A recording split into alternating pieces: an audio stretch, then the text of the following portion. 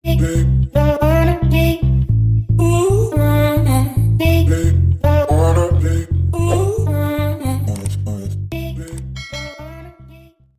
mga kayanis! Welcome back sa Mariana's Kitchens. Ayan mga kayanis, nakakita ako ng isang recipe na nagtitrending ngayon sa social media. So gusto ko siyang itry kasi natatakam ako.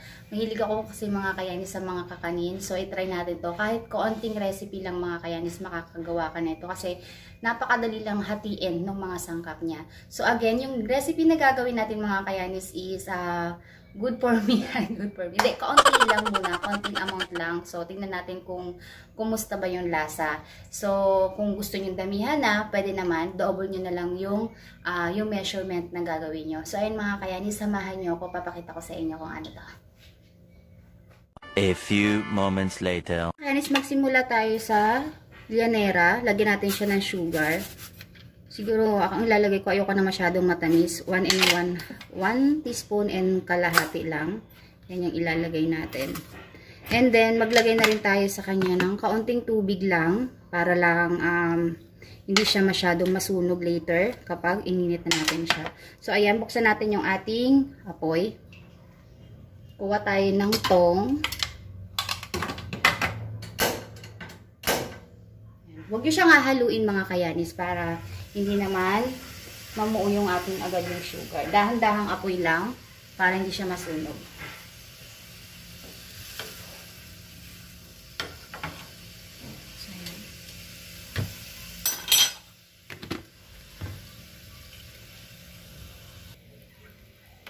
So, yan mga kayanis, okay na yan.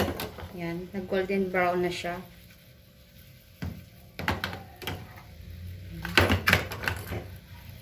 Set aside na natin. Lagay natin itong isa.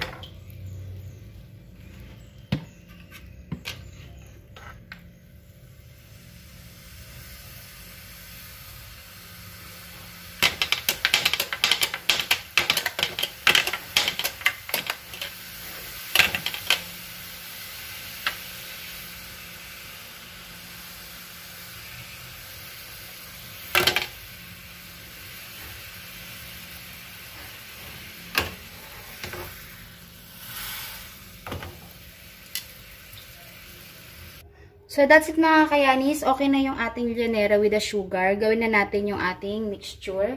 Meron ako ditong 1 cup lang ng ibap. Any ibap mga kayanis ang gagamitin nyo. Kung anong available sa inyo mga kayanis. And then, maglagay tayo siguro ng mga half cup or 3/4 cup siguro ng condensed. Depende sa inyo mga kayanis kung anong ilalagay nyo. Pero 1:1 mga kayanis yung measurement natin dapat talaga dito.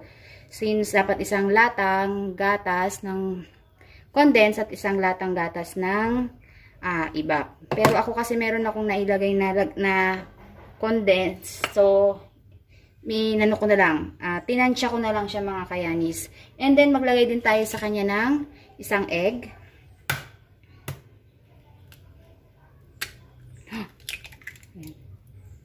Isang egg.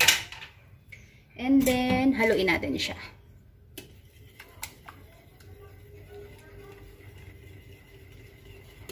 Depende sa inyo mga kayanis yung tamis na gagawin nyo sa inyong flan. Glutinous flan to mga kayanis ang tawag ata dito. Kasi gagamit tayo ng glutinous rice. Ito, 1 cup ng glutinous rice ang ilalagay natin sa kanya. Pero kung gusto nyo dagdagan yung ingredients nyo mga kayanis, kung gusto nyo mas marami, tig isang latang gatas ng ibap, tig isang latang gatas din ng condensed, at 2 cups ng ng glutinous rice. Then, 2 itlog ang gagawin nyo. Then, ayan, imimix nyo lang siya hanggang sa mawala yung kanyang lumps.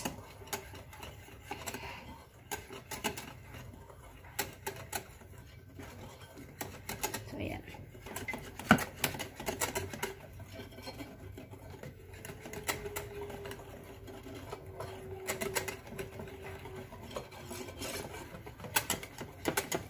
Pwede nyo siyang tikman mga kayanis kung okay na sa inyo yung panlasa nyo sa matamis. Okay na yun. So, ayan. Kuha tayo ng isang salaan. So, ayan mga kayanis, maglagay din pala tayo ng kaunting vanilla. Ang dagdag aroma lang din sa ating flan. Pwede namang wala na. Pwede nyo namang i-skip yung vanilla if you want.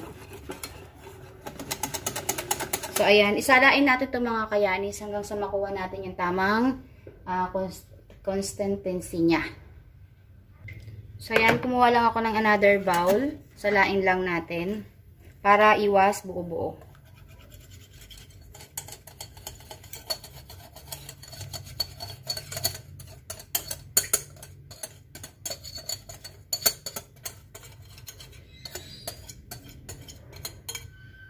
Diba? Marami talaga siyang buo-buo dahil ng rice. So, ayan. Salain pa natin siya ng isa pang sala.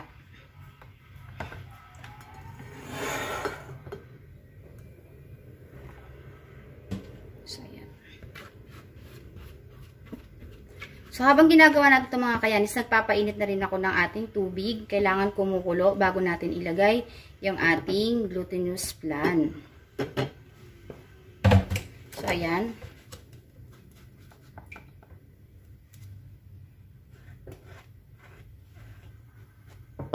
Siguro enough nga lang dito mga kayanis yung dalawang ganera. So, ito na yung ating mixture. Ayan na siya. So, ilagay na natin siya ngayon sa ating ganerang ginawa. So, pour na natin siya.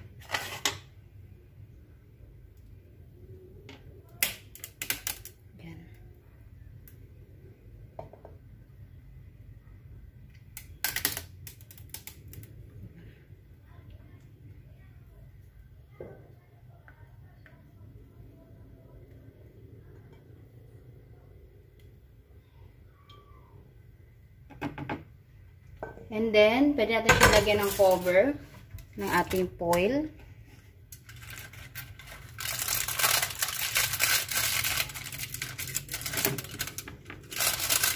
Para iwas lang din sa matuluan ng tubig. Sobrang trending nito mga kayani sa isang social media. So, kung mahilig kayong manood ng mga cooking, talagang lalabas at lalabas siya to. So, sabi ko gagawin ko siya. Gusto ko talaga siyang itry at natatakam talaga ako sa kanya. Alaalala nyo mga kayanis, gumawa na tayo ng creamy flan. Nag-trending din yun before. So, ginawa din natin yun. Tapos, yung leche flan, ganyan. So, ngayon, ito naman ang ating recipe na nag-trending na gagawin natin is ang glutinous flan. So, ayan mga kayanis, okay na yan. I-steam na lang natin yan. I-steam na lang natin siya and then, let's check. Siguro mga 20 minutes ang steaming yan. Titingnan na lang natin kung mga anong oras. So, ayan. Nagpapakulo na ako ng tubig. Check natin mga kayanis kung kumukulo na yung ating water. Ayan, kumukulo na yung ating water. Ilagay na natin yung ating flan. Ayan. Dalawa na siya mga kayanis. Kasya naman siya sa isang maliit kong cooker. Pinagpatong ko na lang siya mga kayanis. And then, tatakpan natin siya ng ganyan. So, check natin siya after 10 to 15 minutes kasi medyo makapal yung ating mixture. So, balikan natin siya later mga kayanis. A few moments later. Mga kayanis kung okay na. Ayan.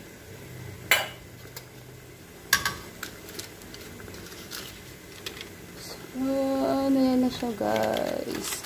So, para makita natin na okay na yung ating flan. Meron tayo ditong stick.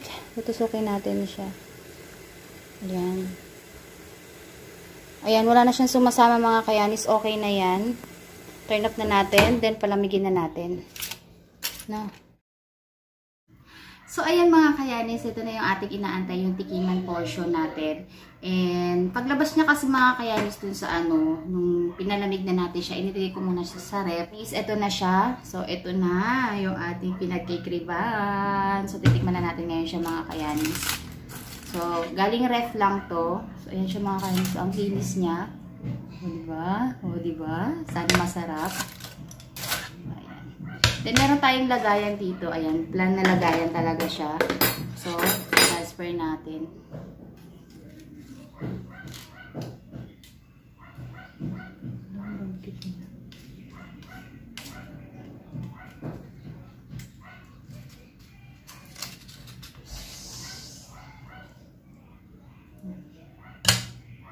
Ito natin siya ilagay guys.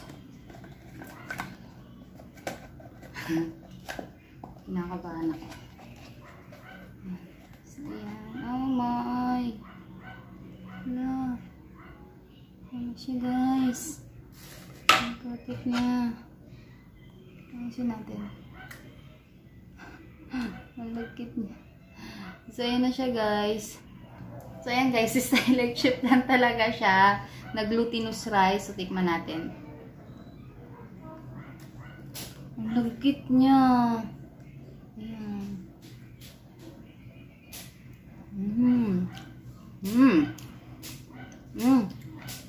Ang harap. Ano yung parang kalamay? Masaya. Para siyang masarap.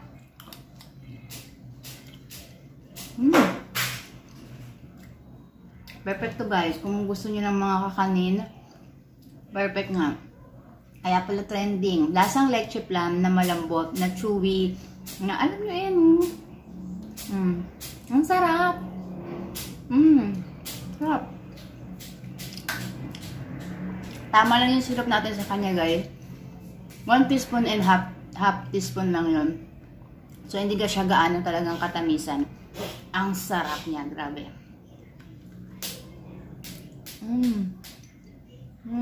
Perfect. Ang sarap. Ang bigat niya sa tiyan.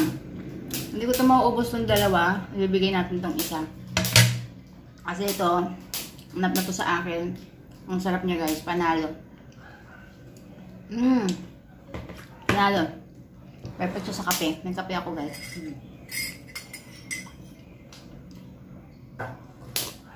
Ang sarap niya pag malamig. Ang sarap. Ang sarap niya, guys.